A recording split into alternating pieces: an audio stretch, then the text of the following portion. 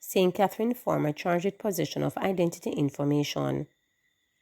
A St. Catherine former has been snapped with 10 counts of possession of identity information following the discovery of documents containing identity information of people living outside of Jamaica. Charge is 25-year-old Jaden Barnes of Treadways Farm Scheme in Linstead in the parish. Reports from the Linstead police are that about 6:30 p.m. on Friday, Barnes was arrested during an operation. A search of his cell phone was conducted and 2 PDF documents containing 39 pages with names, addresses, telephone numbers, social security numbers, email and banking information were found. Barnes was charged following a question and answer session in the presence of his attorney on Monday, June 10. He is set to appear in the St. Catherine Parish Court on Friday, June 14. Shotgun found in knitted bag during St. Catherine operation. The Spanish Town police are reporting that a black shotgun loaded with 3 12-gauge cartridges was found in a white knitted bag in Fraser's Content, St. Catherine on Monday. Reports are that between 4:40 and 4:30 p.m., a team of lawmen conducted an operation during which a group of men were spotted on a dirt track in the area. On seeing the police, the men allegedly ran. A subsequent search of the area was carried out and the bag with the firearm seized. No one was arrested in relation to the seizure. Investigations into the matter are ongoing. Retrying cartel would set bad precedent for the poor.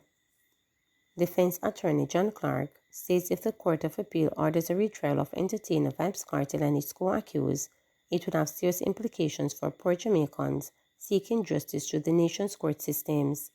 He made the suggestion while speaking to journalists Tuesday after the conclusion of the second day in the scheduled 5-day hearing in the appeal matter involving incarcerated dancehall star Kartel, whose real name is Adidja Palmer, and his murder co-accused, fellow DJ Sean Campbell, Kahira Jones, and Andrew St. John. Clark said that his team on Wednesday will be going through most of the affidavit evidence already before the court, including the medical report and the psychological report that were done in relation to some of the appellants, to highlight how taxing the entire process has been. It has been an ordeal for those appellants to have to wait for so long, 13 years, and that they are worried that this case will be a precedent for other Jamaicans, poor Jamaicans, who may not have themselves subjected to a system where you can be in custody for 13 years and then be subjected to the ordeal of a new trial when their money is essentially done, Clark explained. He made the point that in other jurisdictions, like Barbados, the judiciary has decided that ultimately there comes a time when, if our justice system can't fully try you and convict you, it would be unjust to make you just go back to trial.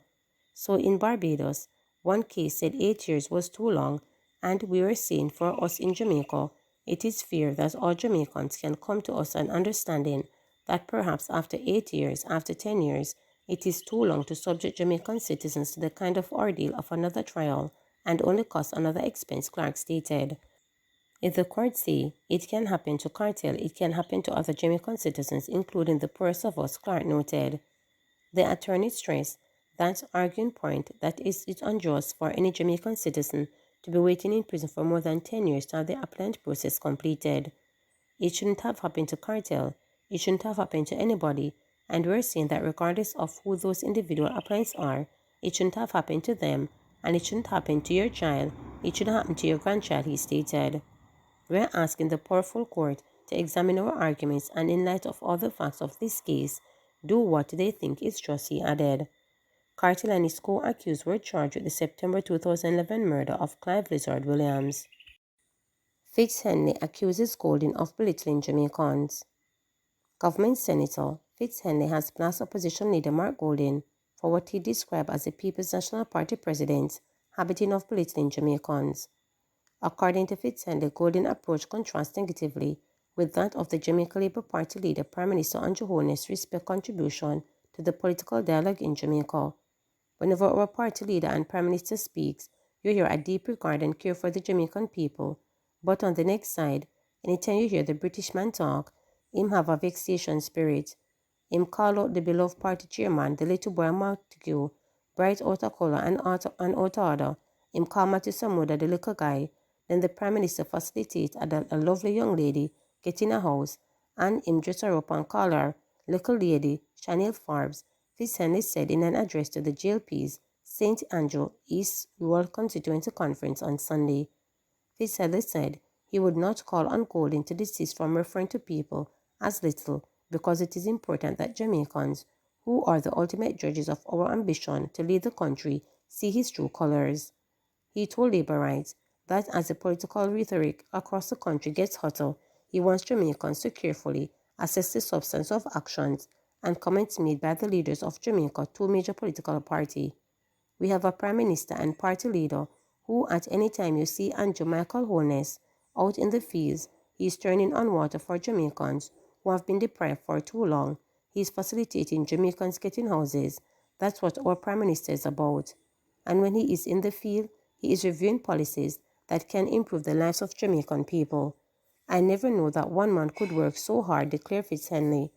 I want to assure you that there is a stark difference because when you look at the next side of your British man who cannot make up his mind about whether he wants to choose Jamaica, when you see the Golding on TV, him talking about him have to mediate and pray about whether he must choose Jamaica and Jamaica only, a shame and disgrace, added Fitzhenley. In his later address at the same conference, Holness charged that his administration has been the victim of lies, falsehoods, and misinformation spread by politically connected people. Hinting that he has been the victim of some of the attacks, Holness declared that he has not engaged in any argument with his detractors. No matter how them write bad article, bad editorial, fake and false news, me no answer them. It take two to have the argument, and me no in a no argument with nobody, declared Holness. He said he has never entertained gutter politics and warned those who engage in this to be wary of it coming back to them. Authorities clamping down on disorder in Mandeville. Security and political leaders say the enforcement of the no vending stance for the streets of this South Central town will be maintained and expanded to other towns in short order. The town cannot continue to be like this of what it is, and so the police are doing their work, Mayor of Mandeville Donovan Mitchell told vendors on Tuesday, a day after the police clamped down on street vending on Manchester Road in Mandeville. Mitchell chaired a meeting at Manchester Municipal Corporation to hear the concerns of vendors, including the need for repairs in the Mandeville market. We have the intention of doing some repairs to the market. It is some $200 million. We are going to be taking it step by step. We have cleaned out the fish house to take out some of the scent. We have cleaned the meat house. We have spent $500,000 fixing up the bathroom in the market. We are going to be looking at the areas of the roof that are leaking, he explained. The meeting, which was streamed on social media platform TikTok, also included the police. Meanwhile, Inspector Simon McCormack, sub-officer in charge of Mandeville Police Station, claimed that people are deliberately blocking the view of surveillance cameras in the town center. I noticed a trend where they put up the tarpaulins to block the CCTV cameras. They do so intentionally because they know that the cameras cannot view beyond it. This is a major concern, he said, while pointing out that police receive at least 15 reports of pickpocketing per week in the town centers. Head of the Manchester Police Deputy Superintendent Kerry Duncan told journalists that Mandeville also rolled out its Beat Officer Patrol program. We are partnering also with the Parish Council Municipal Police.